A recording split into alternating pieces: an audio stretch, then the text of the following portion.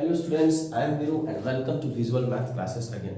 आज के हम लोग क्वेश्चंस जो है वो डेफिनेट इंटीग्रल से लिए हैं। डेफिनेट इंटीग्रल की प्रॉपर्टी के डिस्कशन के बाद इसका पहले वाला जो लेक्चर था वो डेफिनेट इंटीग्रल के सारे इंपॉर्टेंट प्रॉपर्टी पर बेस्ड था। आज मैंने एक ऐसा क्वेश्चन सिलेक्ट किया है जिसमें दो से ज्यादा प्रॉपर्टी यूज हो गए, ठीक है। और ये क्वेश्चन ऐसा है कि इसमें 3 क्वेश्चन है और 3 क्वेश्चंस का आंसर क्या है -π/2 इंटू log 2 सेम। तो कैसे हम लोग इसको अप्लाई करेंगे, किसी को भी ले सकते हैं, साइन से स्टार्ट कर सकते हैं या फिर कॉस से स्टार्ट कर सकते हैं, ठीक है। तो यहाँ पर हम लोग साइन से जैसे लेते हैं, ठीक है। तो I let I equal to integral of log sin x into d x from 0 to π/2। तो इसमें सबसे पहले कौन सा प्रॉपर्टी अप्लाई किया जाए, तो 0 to π/2 log sin π/2 minus x.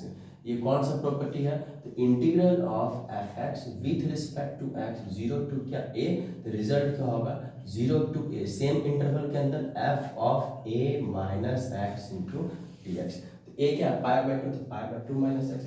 तो साइन था तो π/2 माइनस एक्स कॉस हो जाएगा, अगर कॉस होता तो साइन हो जाता। तो यहाँ पर ये क्या हो जाएगा 0 टू π/2, ये हो जाएगा log cos x into d x. इस प्रॉपर्टी को अप्लाई करने के लिए, अप्लाई करने के बाद जो फर्स्ट वाला इक्वेशन होगा 1 और जो सेकंड इसे हम लोग 2 मान रहे, ऑलवेज ये दोनों को ऐड करना है। तो i is equal to this, it means i is equal to this, that implies i is equal to this. अब हम लोग जब इसको ऐड करेंगे, एडिंग 1 एंड 2, जैसे ही इन दोनों को ऐड करेंगे तो i LHS साइड हो जाएगा 2i, और इन दोनों को ऐड करेंगे तो सेम इंटरवल 0 से π/2, 0 से π/2, 0 से π/2 कॉमन लेंगे तो log sin x plus log cos x, और log का फॉर्मूला से log m प्लस n क्या हो जाएगा log m into log n, यानी log sin x into cos x होने वाला है RHS साइड में 1 और 2 को ऐड करने पर।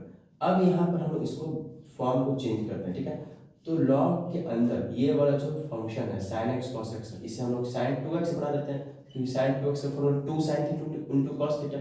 अब बाई अपॉन 2 करके, बाई 2 करके हम लोग क्या करते हैं, इसको बैलेंस कर देते हैं, ठीक है। अब फिर से ये log का प्रॉपर्टी में आ गया log m बाई n, तो log m minus log m minus log n case में हम लोग क्या करेंगे 0 से π/2, ये हो जाएगा log, ये हो जाएगा sin 2x माइनस log 2 को हम लोग ले लेंगे अलग से, यानी 0 से π/2 इंटू क्या हो जाएगा log 2 इंटू क्या dx।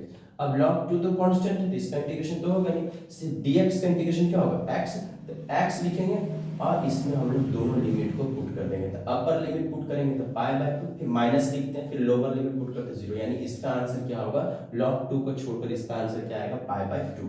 log 2 is a constant और इसे इंटीग्रेट करने के लिए into dx with respect to x हो रहा है, इसे इंटीग्रेट करने के लिए हम लोग क्या मान लेते हैं, इसे i1 मान लेते हैं, ठीक है। अब i1 ले लिए, अब यहाँ पर हम डायरेक्ट इसे इंटीग्रेशन -π/2 इंटू log 2, ठीक है। अब यहाँ पर यहाँ तक करने के बाद आपको खुद ही समझ में आ जाएगा कि ये जो -π/2 इंटू log 2 है, ये आंसर आ चुका है -π/2 इंटू log 2। लेकिन अब ये i1 को हटाना, it means we have to remove the value of i1। तो अगर i1 को i बनाते हैं तो 2i माइनस i, ये कंप्लीट आंसर आ जाएगा। तो अब हम लोग का काम क्या है, इस i1 को जो sin 2x है इसे क्या बनाना है, i बनाना है, i जो कि शुरू में क्वेश्चन था log sin x 0 से π/2। तो अब हम लोग क्या करते हैं, यहाँ पर जो i1 है, ठीक है, i1 का कैलकुलेशन करते हैं, where i1 is equal to 0 से π/2 और ये क्या हो जाएगा log sin 2x into dx। i1 को i बनाने के प्रोसेस में हम लोग क्या करते हैं, सबसे पहले इसे पुट करेंगे 2x equal to t। Putting करने के बाद तो डिफरेंशिएशन होता है, तो dx is equal to dt by क्या 2, सारे टर्म को t में ले आना, लेकिन यहाँ x का फंक्शन और dx के साथ साथ जो लोअर लिमिट है वो भी t में जाएगा, क्योंकि ये डेफिनेट इंटीग्रल है, ये x का वैल्यू रिप्रेजेंट करता है। तो अगर हम फंक्शन को t के टर्म में ले जाएं तो उसका लिमिट्स भी किससे रिप्रेजेंट होगा, लोअर और अपर लिमिट भी t से रिप्रेजेंट होगा। तो पहले हम लोग लोअर हटाते हैं, लोअर लिमिट को x इक्वल टू जब हम लोग 0 लेते हैं तो upper limit t is equal to 0, क्योंकि 0 पुट करना 2 इंटू 0। अपर लिमिट में जब हम लोग x इक्वल टू π/2 लेंगे तो यहाँ पर t का वैल्यू क्या हो जाएगा π/2 इंटू 2 यानी पाई, यानी हम लोग बोल सकते हैं i में क्या चेंज आएगा, तो i जो पहले 0 से π/2 था अब वो 0 से पाई हो जाएगा, और यहाँ पर हो जाएगा log sin t into dt pi into 1/2 1/2।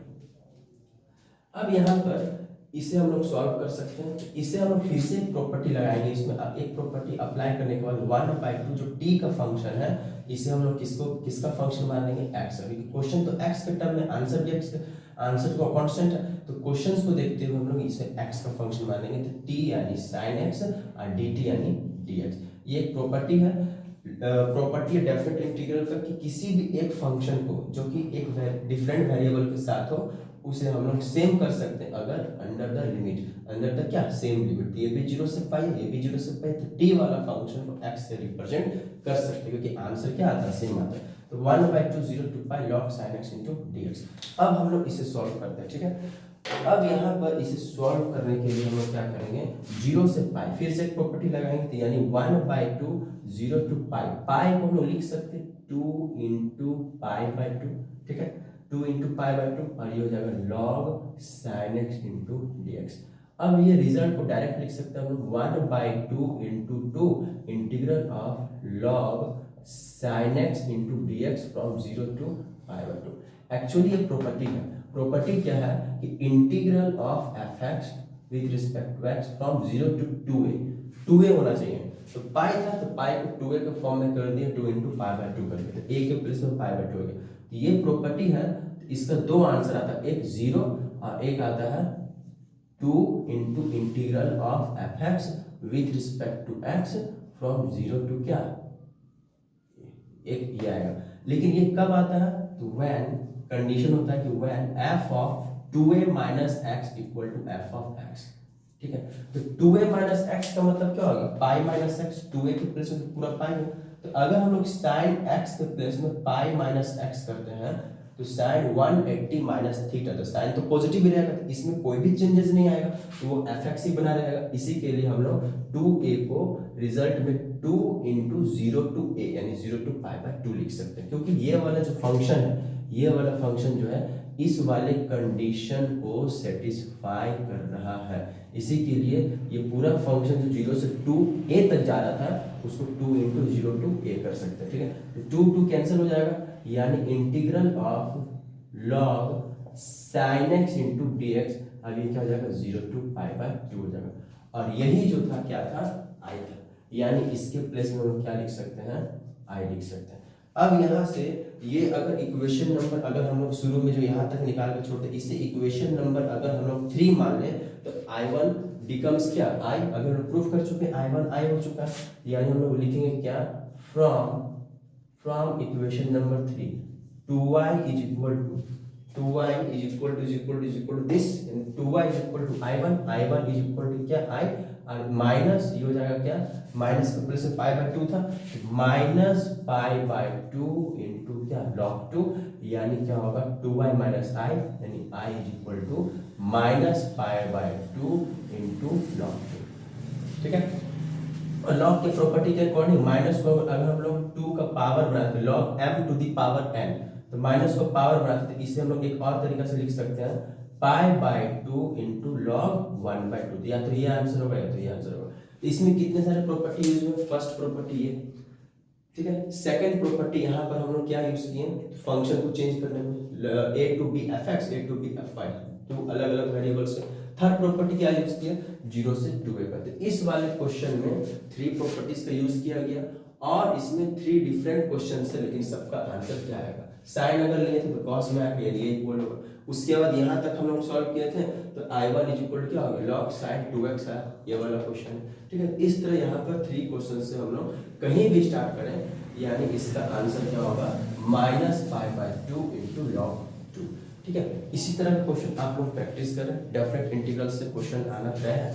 आप इस प्रॉपर्टी को अच्छे से समझें, मैंने जो वीडियो बनाया उसमें सारे प्रॉपर्टी को ठीक से मैंने एक्सप्लेन किया लॉजिकली, एंड उसे अच्छे से एनालाइज करें और उस पर बेस्ड क्वेश्चंस को बनाने का ट्राई करें।